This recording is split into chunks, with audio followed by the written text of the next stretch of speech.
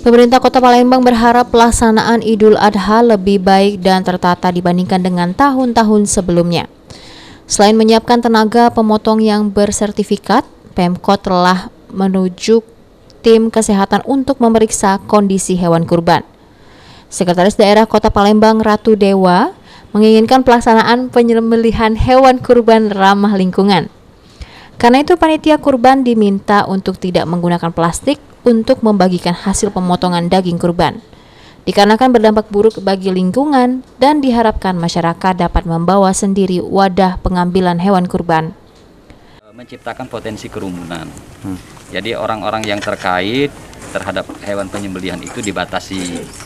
Yang kedua, diharapkan juga warga membawa bahan untuk mengambil daging kurban, sehingga tidak menimbulkan potensi sampah plastik yang sulit untuk dibakar maupun dimusnahkan. Karena itu sudah juga ada himbauan dari Kementerian Lingkungan Hidup.